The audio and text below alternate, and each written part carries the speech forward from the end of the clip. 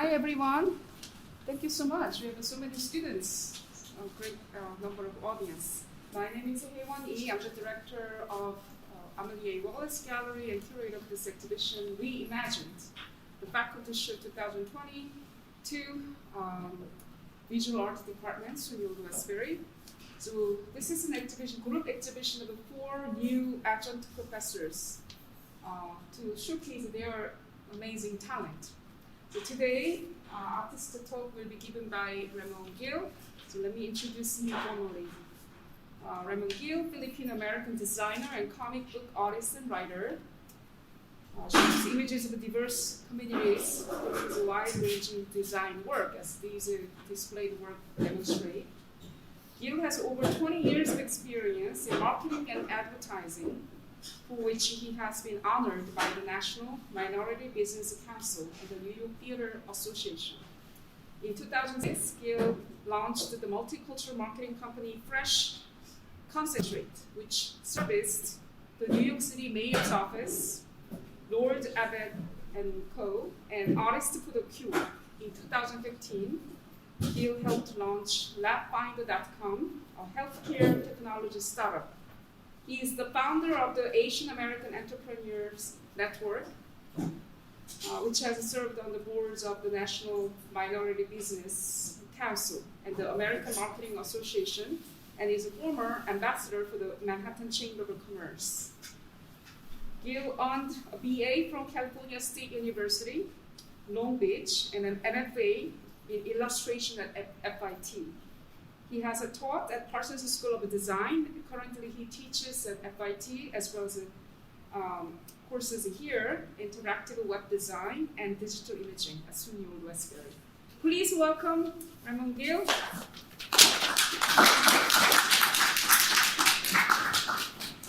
Thank you very much, everyone. Thanks for coming, guys. I know some of you guys are here for class. Appreciate that. Anyways, my name is Ramon Gil. I was, as Taiwan said, I'm Filipino-American. I was actually born and grew up in the Philippines. I came here for high school and college. I was in California. And then, and ever since I was a kid, I loved to draw, right? And I was lucky to come to this country because I don't think in the Philippines I would have been encouraged to pursue a career in art. It's a very hard life in the Philippines. But over here, I went to junior high and high school, and my teachers were always this great. They were entering me in contests and things like that. So we're very lucky to be living in a country we're in. We might not think that our society appreciates art, but this country appreciates art more than other countries do. So we should really feel lucky about that. So anyways, I went to high school, I went to college in California. I majored in, actually, I had to choose between illustration and graphic design as far as my major. And I couldn't make up my mind, so I just kept taking classes from both. And then I think it was my senior year, I went to go see my academic advisor, and he said, well, if you want to pick one, you still have another 2 years to go because I didn't take enough classes in one particular major. I was just taking classes from both, and even classes outside of my major, like speech and psychology and things like that. Things that were just interesting to me. So, but they said you can get out with a general art degree in a year, so I said, okay, that's what I'll do. So I didn't actually major in illustration or graphic design, but I sort of straddled both. And I think it served me really well because the graphic design majors, when I was in the graphic design class, we would present our work for crit. It would be in standard, and everybody would have the same format. It was perfect. And then for the illustration majors, when we have a crit, people are drawing on paper bags, on napkins, and things like that. So I got the art side and I got the business side of both. I thought was the best of both worlds. So, and it served me really well. So anyways, I got out of school. And when I got out of school, computer graphics was just in the very beginning. There was I don't think I touched a Mac until after I got out of school. And my first job was, I'm not sure if you guys remember Kinko's, which is now FedEx Office. And I was doing flyers and designs. So that's where I learned how to use the computer at Kinko's, right? Because, like I said, we weren't doing computer graphics at all in school yet. So I learned it there. But what I was also doing was, my dream was always to do comics. So here's some work I did around that time, and it's all done in watercolors. And I kept working on comics. I was working at Kinko's, and I worked at a newspaper doing as a graphic design assistant, and that was a lot of fun. And that I even learned more about computers there, and I learned how to work with daily deadlines. So I got really good at producing work really fast. So that was a good experience. By the way, this talk is for you guys. So if anybody has any questions about anything, let me know. I want to be here for you guys to answer questions about working in graphics or in commercial art. Okay. So anyways, I worked in a newspaper, and you know what?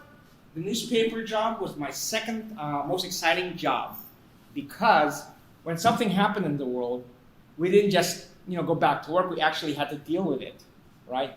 One time when I was working, we had just finished the paper. We had put it to bed, which means that you finished for the night. And I was working in one of the offices, and all of a sudden we heard this loud boom, and the shock waves went up the window blinds, rolled up, right? And so everybody was panicking in the building, and we thought maybe a plane had hit the building. So we went outside, and there was no plane, and somebody on the roof said, "Come up to the roof, come up to the roof." An oil refinery about 2 miles away had exploded, right? And it was just like the movies. Stop the presses, rework the layout. So it was really exciting. And at that time I was working there, it was also the time of the LA riots. And I hate to say that the LA riots were exciting, but they were. The army were right next to our building, things like that. And my mom kept saying, "Maybe you don't have to go into work today." But it's a newspaper, so I said, "Mom, I have to go into work." So earthquakes, whatever, anything like that. If there's something exciting going on in the world, I have to go into work, right? And I say it was my second most exciting job, and I'll tell you later on what was my most exciting job. So anyways, at that time, I was still doing comic books, and I think, so I was submitting to Marvel and DC and getting things, trying to get in there. And first comic book company that hired me was called Vortex Comics, and they did NASCAR adventures. So does anybody know what NASCAR is? NASCAR is racing cars, right?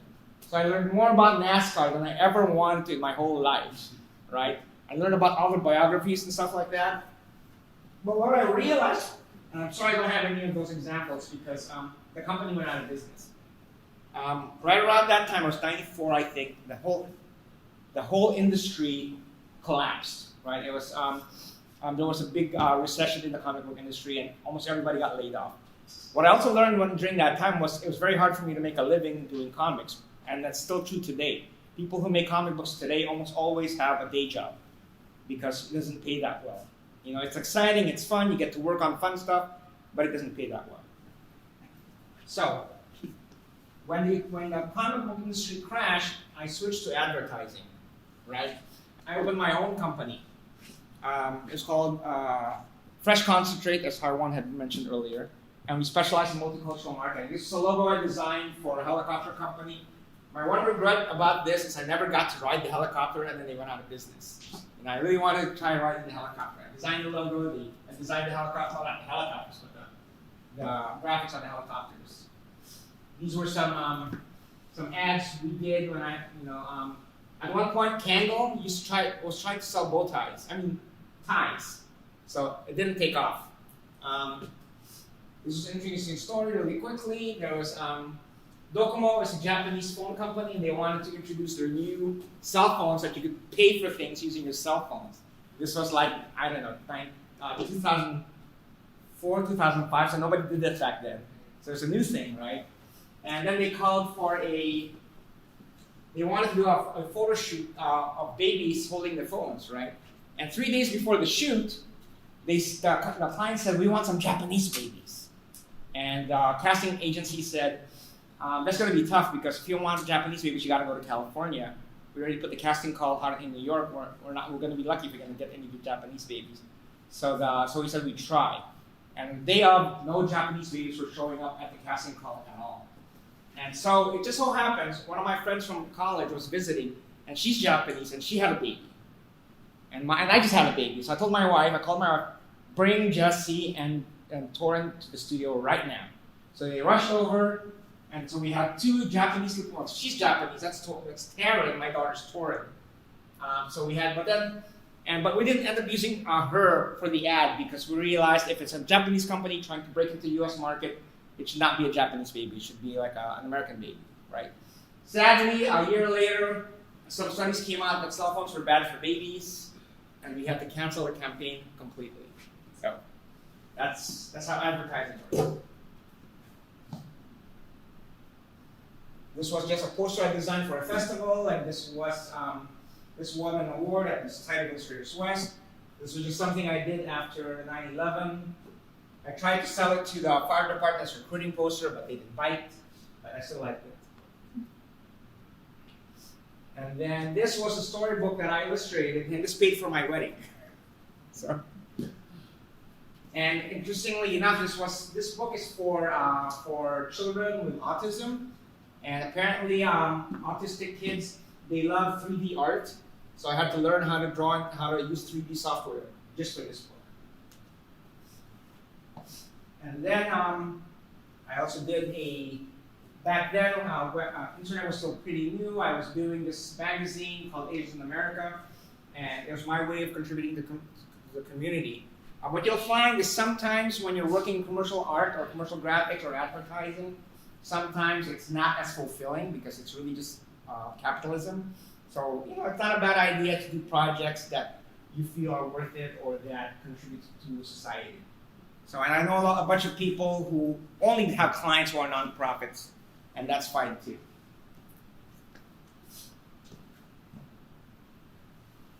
This was just a paper version of that magazine because I was online. Every time we went to an event, we had nothing to give, so we created a paper version, and that's what we give out at events. These were some book covers, like I said, for nonprofits. This is about the Asian American book. This is about education, and that was about immigration. So I would do a lot of these nonprofit work. This was a logo we designed for a client, and it was about, he had a gallery, and he specialized in second-hand art, which I'm not sure how that makes sense. But if this were the actual website, this logo would slowly be spinning.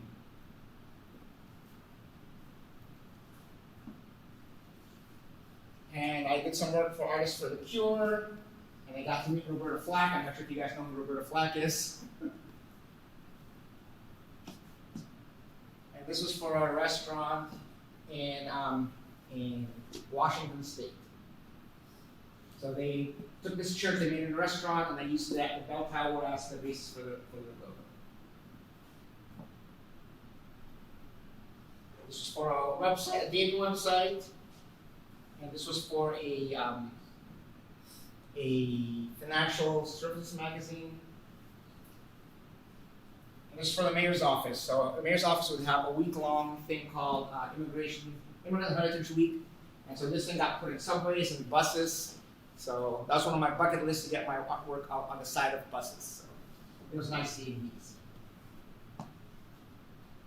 This was for the client was an image consultant. So one of the jobs you can do as an artist is you can help people dress better and look better. And so aside from paying me, she took me shopping and we bought some clothes. So for those period of my life where I was pretty sharply dressed, but she's no longer my client, so now I dress just black and jeans all the time. This was a cardiology client, and Haiwan had mentioned I work for a company called Lab Finder. So this client, this guy, eventually wanted to start his own startup, which was called Lab Finder. And what it was, it helped people find radiology and blood work labs that were in their insurance network. So we started a company called Lab Finder, and that took off. And then eventually I cashed out, and I went back to school. And then I started teaching and pursuing my dream of going back and doing comic books. So here are some comic books that I've done. These ones I didn't draw, I just wrote them and I produced them. And eventually when I started drawing again, but I don't think it was any of these. Though this cover I did. Yeah. I don't have any of the more recent ones that I actually, but this one I drew. This one was from the University of Southern California. What it was that they wanted to reach out to students who were at risk of dropping out. So they had all these services, counseling, LGBTQ support, and so they wanted to be able to showcase those services to their students without, in a different way. So these cartoon strips were shown all over campus. They were on kiosks, they were on screens, they were on bulletin boards, they were in the school paper. But that was fun. And this one I actually drew. And these are some other things that I drew. This was This is part of a book, a graphic novel that's coming out this year called Everybody Has a Hero, and it's going to be an elementary school textbook. This was just a short story about my mom. She passed away 2 years ago. And this was a Batman story I did just for fun. And while at FIT, I thought, it'd be, because I'm a big comic book guy, and because I was very active in the Asian community, somebody had said I should set up an Asian Comic Con. A friend of mine did a Jewish Comic Con in Brooklyn, and so they were saying I should do an Asian Comic Con. And I was thinking about that, but then I attended a workshop at FIT about how to get diversity grant money. And so I went, and then, I have to do a diversity Comic Con. So for the 4 years now, I've been organizing this thing in the city called Diversity Comic Con. So we have cosplayers, we have artists, we have volunteers.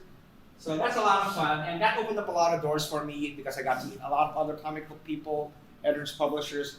And it's because of Diversity Comic Con that I got that graphic novel project, because that's how I connected with people. So it's always a good idea for you guys to do things, to go to events, and connect and network. I know it's not, when I was your age, I didn't think networking was such a big deal, but really, unfortunately, it's who you know who will help you get you, not necessarily get you in the door, but it'll get your name, your resume at the top of the file if you know people, right? It's still up to you to get the job, but knowing people will get your resume at the top of that stack.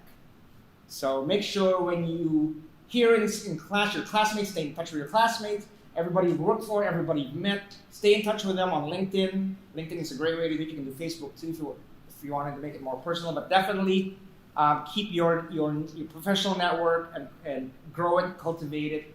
The last couple of jobs I've had, I almost never interview anymore. It's based on my relationship with somebody. How well they know me, how well they know my reputation, how well they know my work. So if you build up your network well enough and you build up your reputation, you have more opportunities. One of the things that I like to tell people is that the guy who has a network of 10 people has a lot less options as far as finding work or finding clients than the guy who has kept in touch with 100 people on their network, right? So when I opened up my company, because I did a pretty good job of staying in touch with everybody I work with, people I went to school with, I could just email them and say, hey, I just started my own company. Do you guys need any graphic design work? And because I kept in touch with a lot of people, it helped. Now I know that sounds tough, especially if you're kind of the shy type. What I tell people is focus on people that you like, that you have good chemistry with, and that the advantage to that is that when you do work with them, there's a real genuine like for each other, and it makes it more fun when you work with somebody who you have good chemistry with. But if you can, try to keep in touch with as many people as you can. And this last thing is a project I was working on. His name is Fezzik. Anybody? Oh. Princess Bride. Princess Bride. So I was trying to do a comic book Princess Bride. I contacted Random House Publishing, and they didn't say they were interested. So I gotta keep trying. So that's my career in a circle. I started out doing comic books, and I went to advertising, started my own company. In between there was also stints at book publishing places. I already talked about the magazine, nonprofits, startups, and now I'm back teaching and I'm doing comic books. So, does anybody have any questions about working in any of those industries? I'm going to tell you a story about this, and this demonstrates the power of having connections, right? So Lord Abbett and Company is a multi-billion-dollar financial service firm out in Jersey City. And I had just left my advertising job to start my own company. And I get a call from my old creative director. And he said that one of our old colleagues, Jim Sansevero, now works for Lord Abbett, and he needs a quarterly magazine produced. And my friend Mel said that Jim Sansevero asked him, but my friend Mel is an old school creative director. He doesn't know how to use the computers. He knows how to do everything by hand. So he asked me to help him produce this quarterly magazine, right? And so I said, okay, I'll do it with you. We went to Jim Sansevero.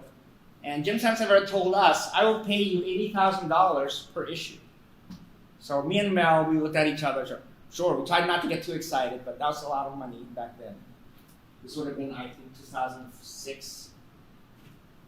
And then, so we were going to do it. Mel and I were going to do this quarterly magazine. We're going to hire illustrators. They're going to give us all the articles. We're going to do the layouts. We're going to produce it. We're going to send it to the printer.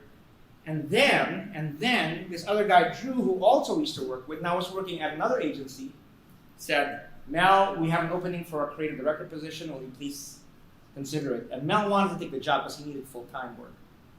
But he felt, but he was already doing his freelance job for Jim. And so he told Jim, can I bring this project over to Drew, and we'll do it over there, and Ramon can still be involved as a freelancer. So Jim said, okay, whatever you think is best. And Drew said, okay, we'll take the job, but we're going to charge you $120,000 per issue. Right, so it went from $80,000 to $120,000 per issue. And so Jim Sanseverino said, no way. And then Mel said, well, why don't you just let Ramon do it by himself? He can do it. And Jim said, are you sure? So all of a sudden, I'm making $80,000 per issue, right? But I'm not making $80,000 because I'm also paying for the rent of my office, I'm paying for my graphic designer, I'm paying for my project. Actually, no, that's not true. I didn't have any of those things until I got the job. I got cocky and I hired those people. I got an office, I'm making it like 80,000 times 4, what is that? 320,000 a year, right? So I got an office, I got a studio, I got an art director, I got a project manager. We were cranking this out for 2 years, right? But I just wanted to show you guys that everybody's connected. The guy who tried to hire Mel away, the guy who hired us to do the magazine, we all knew each other from one agency. And because we all kept in touch with each other, we were able to give each other opportunities. Eventually, I did some work for Drew as well, and I did some other work for Jim, and did some other work for Mel. So stay in touch with everybody you know. Eventually, what happened was, this was 2006. What happened in 2008? Anybody remember? Stock market crash, or something like that. We had a recession, right? So all of a sudden, I lost this piece of business. And I had all this overhead. It took me a couple of months to figure out, I need to get rid of people. I need to get rid of the office. So it was, if in retrospect, I would have just stayed just doing it all by myself. I could have done it all by myself and kept all that money. But so if you ever start your own business, try not to spend too much money or spend all your money. Try to keep it in the bank. Let's see, anything else? Still no questions? How many people here are visual? Oh, go ahead. Yes. How did you learn the business aspect of things? How did I learn the business aspect of things? There are organizations out there that will teach you the business aspect of things. I went to this place called the Workshop in Business Opportunities, and it was a 16-week course, and they taught us how to budget, how to market, how to charge clients, how to do all that stuff, all the legal stuff. And it was like once a week, but it's not just Weibo. There are other organizations that do it for you. I know that the city has a small business administration, and they have classes. I'm sure Old Westbury might have some classes too. And there's also this company called, I think it's called Score. And what it is it's a bunch of retired business people, and you can go to their website and you can call them and ask for advice about running a business. And it's all retired guys, and they're happy to give you advice about starting a business. I think it's called Score. Yeah, I just want to add something too. So we have a digital design and marketing minor here at Wallace Gallery. So there's a bunch of design classes, but also marketing classes. And so some of those courses really focus on business as well, different aspects of business. So it's good for understanding the marketing side of things. And also, you can pick a lot of things up on YouTube. Just ask, how do I start a business? I'm sure a bunch of stuff will pop up. So, any other questions? James, were you raising your hand? Anybody else? Okay. So, I can give my how many people here are visual arts majors? And for some of you guys, what do you guys want to do with your visual art major? Photography. Anybody else? Graphic design. What is it? Art teaching? Art teaching. Okay, here's a piece of advice for those of you guys who want to do, especially for the graphic designers. There are companies, there are job placement companies that specialize in graphic designers. And when I first started, I signed up with 3 or 4 of them, and they would send me out to clients. And what was nice about that is, like, say I actually worked out here for PC Magazine. I'm not sure if they're still around. PC Magazine was out in Great Neck, so I would come out. I was really sad because they needed me because their regular art director's husband had died. I was sitting on her desk, and there was a picture of the wedding picture was there. I felt so bad. You know, eventually they offered me a job that I wanted to take. But anyways, my point is this: when you work for a placement agency that specializes in graphic design, say I work at PC Magazine, right? And then when the assignment ends, 6 months later, you're no longer obligated to work through the agency. They can contact you, and you can contact them after 6 months. And that's what would happen to me. I would work someplace, and then I would leave, and 6 months later, because they liked me, because I did good work, they would call me, because I would also leave my contact information with them, right? They would call me and they said, Ramon, we have more work, but we don't want to go through the agency because they charge too much. We'll just pay you what we were paying them, maybe a little bit less, right? So basically, that's how I built up a list of clients by these agencies.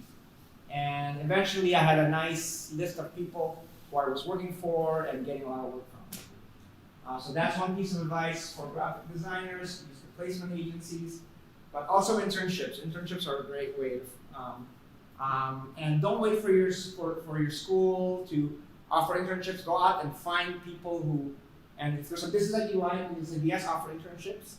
It's a great experience. I know it's preferable to do an internship with that pays, right?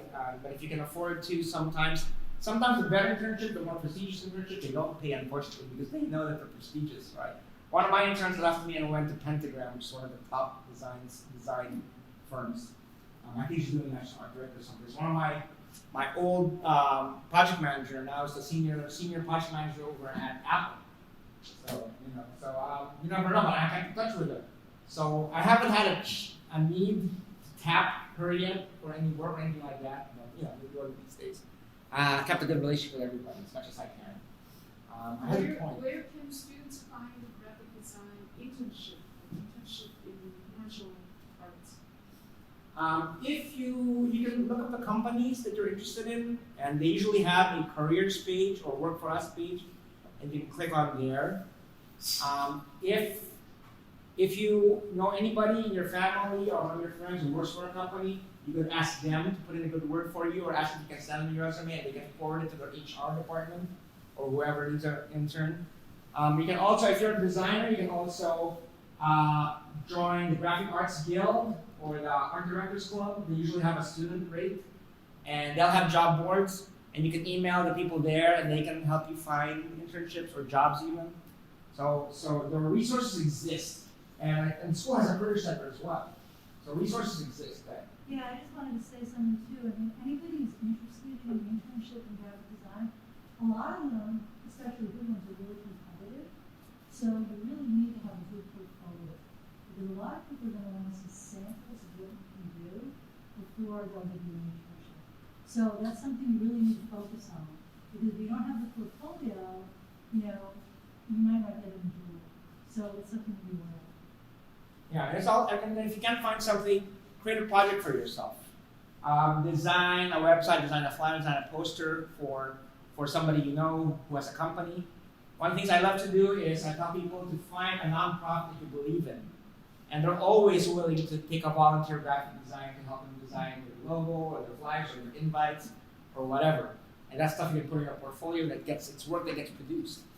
So nonprofits are a great way to get some work into your portfolio. Let's see anything else. And nowadays, it's so easy to just produce work and put it online. Create your own. Like I did that magazine, the Asian magazine I just did that on my own. You can put on a blog. I know a lot of people who get work through their blogs or through Instagram. There's nothing stopping from doing that. So today, the resources are amazing. The internet is an amazing way to get your work out there. That did not exist when I was in school or when I was your age. You had to mail things. So you had to mail postcards and flyers and things like that. So really, there's you have a lot of opportunities, a lot of resources at your disposal today. Any more? More questions? Yes. Did you say your second favorite job was with the comic? Oh no, my second favorite job was running my own company. That was pretty exciting. You know, a couple of things that I did when I started my own company. One of the things I did was I wanted to mention earlier that I founded something called the Asian American Entrepreneurs Network, right? So I was attending a Chamber of Commerce event, and the speaker talked about how they took their Rolodex. He was retired, and he took his Rolodex, and he contacted all these CEOs, and he formed some kind of a club of CEOs, right? And next thing you know, he's getting all this work from all these other CEOs because he created this club for the CEOs. So I think to myself, well, what can I create that will allow me to start my own network? And I thought about it, and a lot of the other major cities in the country, Dallas, Los Angeles, they have Asian American chambers of commerce. And I do not want to create a chamber of commerce because it's a nonprofit. You got to fill out all this tax paperwork. So I figured, you know, it's 2006, the internet exists. I'm just going to start like a meetup group. Right? I'm not sure if you guys know what meetup group is. It's like you can go there, punch in an interest, and you can go meet people doing activities. So anyway, I started a meetup group, and I called it the Asian American Entrepreneurs Network. And next thing you know, we were having events, networking events, workshops of all these people who were Asian American business owners. You know, we had restaurant owners, we had lawyers, accountants, anybody. And what's nice when you have a group like that, entrepreneurs. A lot of other companies love to help you. Like banks would offer a space in their lobby to have our events. You know, lawyer's office offered a space in their conference room to have our workshops. You know, companies were giving us free stuff to give to our members because they're trying to get the business of our members. Right? So that's how I built up my own network, and not only was I gathering contact information of all these business owners, you know, I was being considered an authority. So it was raising my stature in the eyes of all these people who are potential clients, right? Because I was putting it all together. So I was sort of like the go-to person. And really, if you're going to run a business, you want to be the go-to person. You want to be the guy that everybody comes to. Ramon might know somebody, Ramon will know somebody. And it always translates into work because they like you, they know you, they can rely on you. So they will come to you, even if it's not something that I can do for them. They come to me because they need a lawyer. I'm not a lawyer, but I know 5 lawyers, right? And whenever I refer somebody, also by the way, when people refer you and you refer them, you have to do goodbye. Because the last thing I would want to do is refer somebody who's a flake. It makes me look bad. So whenever somebody asks me to refer people, I only refer people that I know, that I trust, that will deliver, that will do a good job. You know, one guy, I referred him, and twice already it's happened. I've referred somebody, and they completely flaked, and I will never refer them again. So I'm just trying to make sure I refer people I've actually worked for or worked with that I know that I can count on and that do good work. So when somebody refers you, make sure that you make them look good by doing the best job you can. Okay. Any other questions? Yeah, go ahead. Have you ever thought about making an NFT? Making a what? An NFT? I've thought about that. Oh my God. I wonder, you know, but here's the thing, and let me ask you guys this, right? So I think that NFTs are about, you know what I mean? Like at some point people are going to figure out, you know, it's not really worth that much and it's going to go away. And so people are going to lose money. So the question is, if I believe it's a bubble, should I be trying to sell NFTs? It's a moral question, right? If I don't believe in it, should I be selling it? Right? A couple of years ago, I got an offer from a client to design a logo for a cigar company. Now, I'm not a smoker. It was a real dilemma for me, but they were offering me a lot of money, so I took it.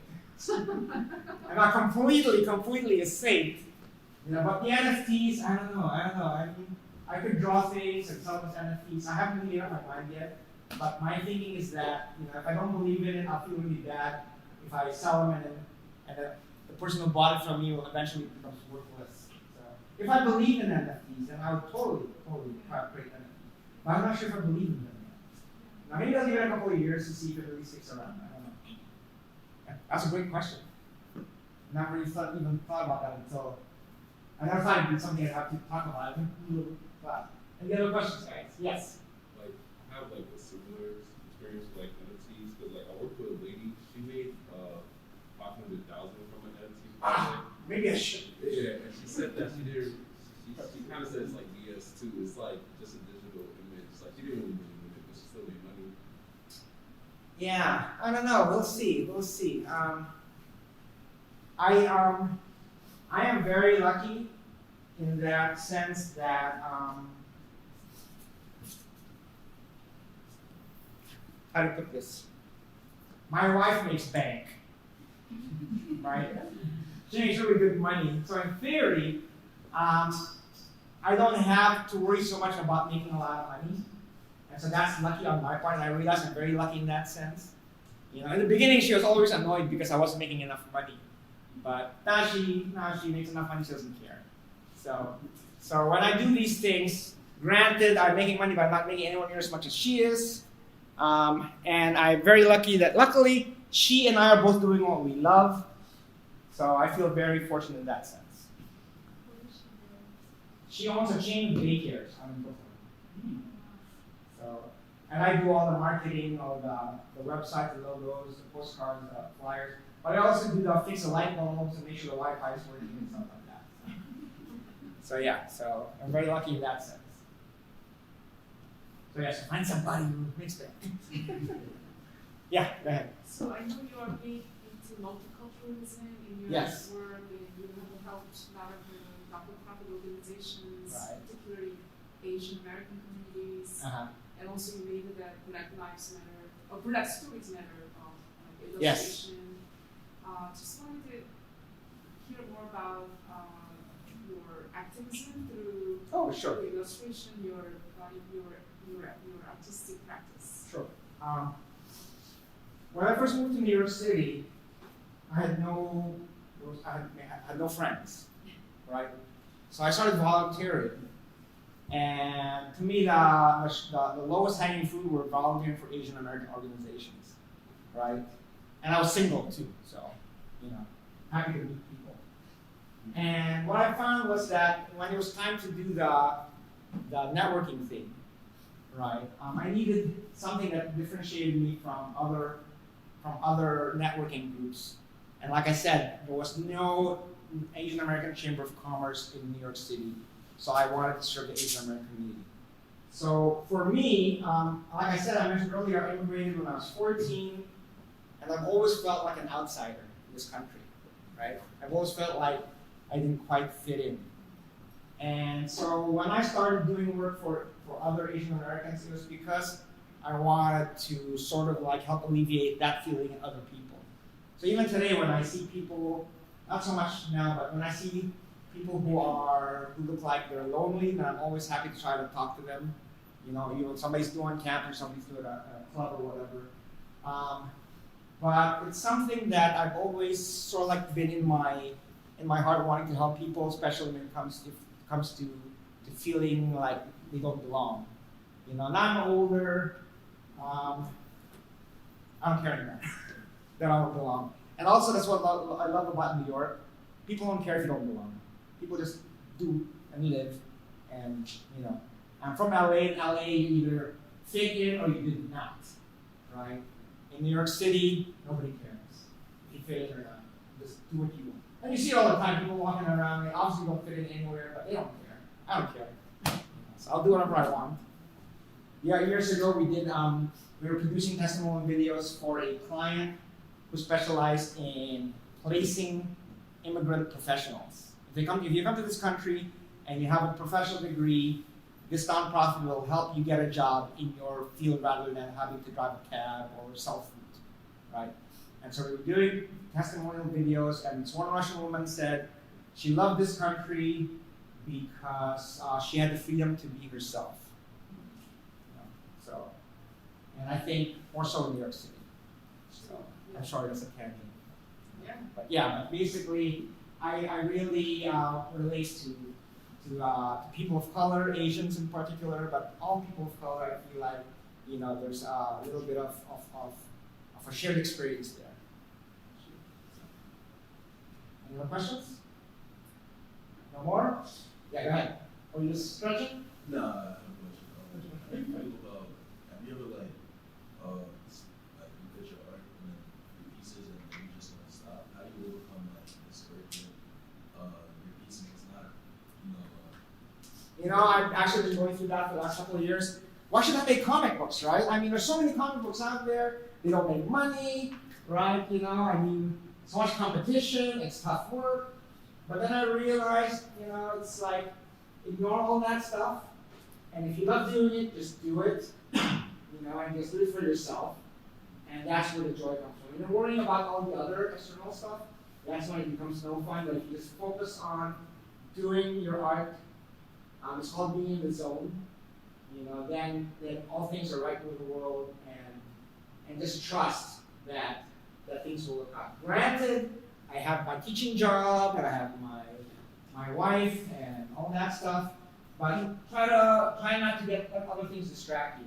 Now, if you're talking about being blocked, like sometimes you have writer's block or artist block, because maybe you're working on something and it's been too much and you just can't work anymore on it. Here's what somebody told me a long time ago.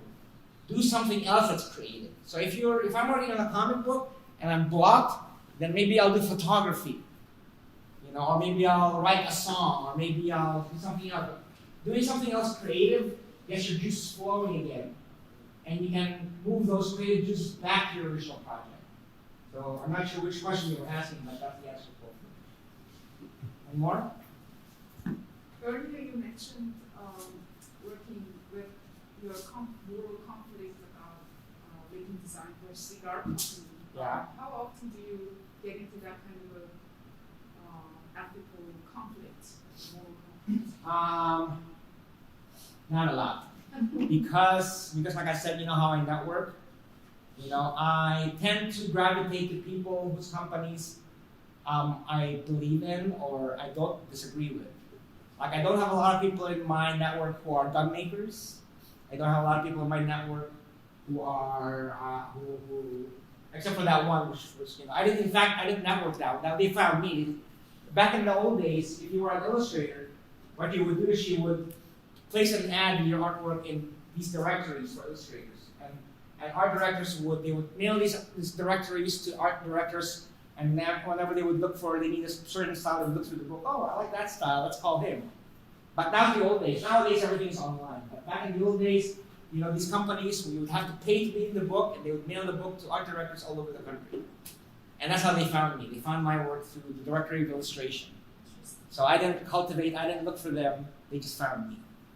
So, and it was this style of drawing that they liked. This one.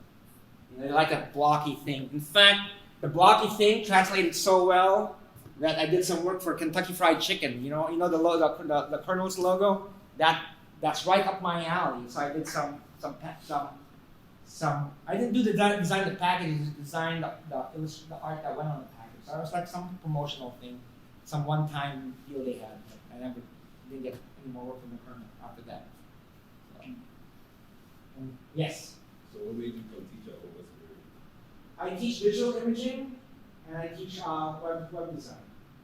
So I have those two classes again next semester. So if anybody is not full yet, I just checked today. We have about 3 or 4 or 5 students. So if you guys want to join me next semester at digital imaging or web design, I'd love to have you.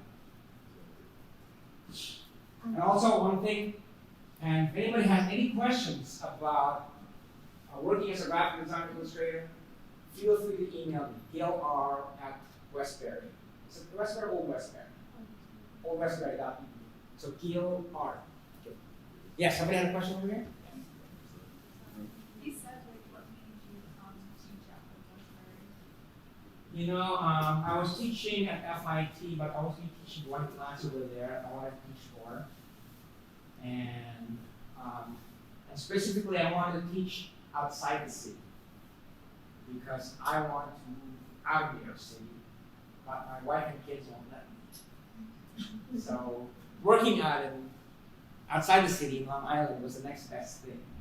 So I love it. I love coming out here and being out and breathing fresh air and seeing trees.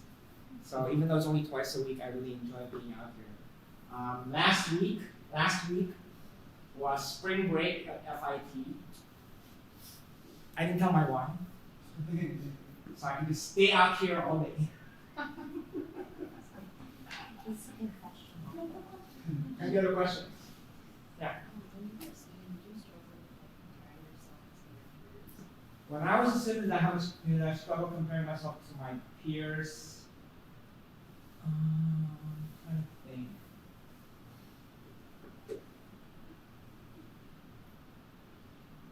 I guess I still do. Still compare myself to my peers even today. But I try not to get me down. I basically just use it as motivation. In fact, the drawing style that I'm working on now was very motivated by one of my classmates at the MFA. I loved her drawing style. I didn't copy it completely, but took inspiration from that. So in this business, it's competitive, but it's better if you make allies with people you know rather than openly compete with them. Because, especially in comic books, but in any industry, it's all about whether people like you or not. And if you're the person that's competitive, or that's not nice, or that's belligerent or whatever, word will travel and people will not want to work with you. But if you're the kind of person that's helpful, that meets your deadlines, that's fun to work with, then people will hire you back. I don't think those companies that I freelance for with a temp agency will call me back if I was not a nice person. Right?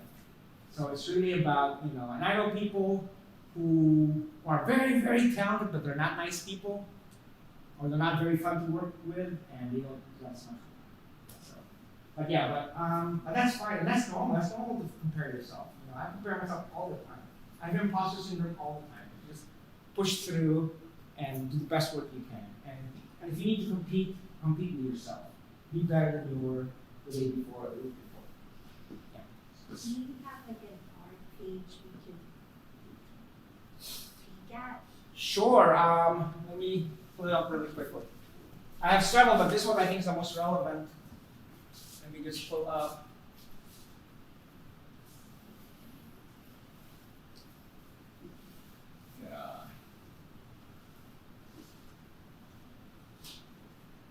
So I still have my company website, freshc.com. There you go. So this is some of my advertising. Let me increase that. So this is that baby again. This was for Lab Finder, which I mentioned before. And this was also another medical company. For a while, I was doing a lot of healthcare. This is for the city. They were talking about, what is it? Oh, the city was offering English language classes. And what's interesting about this is that when you're printing things on paper, the more colors you're using, the more expensive it gets, right? So over here, I made it just 2 colors, so it would be cheap to print. So just the green on this one, the blue on that one, or the pink on this one. And what we did was, I know this is going to get technical, but we had the black plate on the printing press. We had an English black plate, a Spanish black plate, and a Chinese black plate. So what that meant was we could print all the green at once, but then we could print some in English, some in Chinese, some in Spanish. Does that make sense? Because we didn't have to do that many plates and that many prints, we were able to save money by having a black plate in different languages. So that's one of the things you learn when you're doing more design work. Let's see what else is here. This is just some postcards, restaurant, hospital. Again, now for the city. This is for a yoga company, for a towel company, and we saw this already. This is for that festival you've seen, nonprofit. But let me show you some other stuff over here. Some other I think you saw these already. Yeah. Oh, for Bloomberg, this was a Bloomberg newsletter. That was very boring. All financial stuff. Websites. Yeah, I think I showed you guys some of these websites already. Yeah, but if you go to freshc.com, you can see my design work over there. If you go to ramongil.com, you can see my comic book work, but that's sort of like I'm sort of rebuilding that.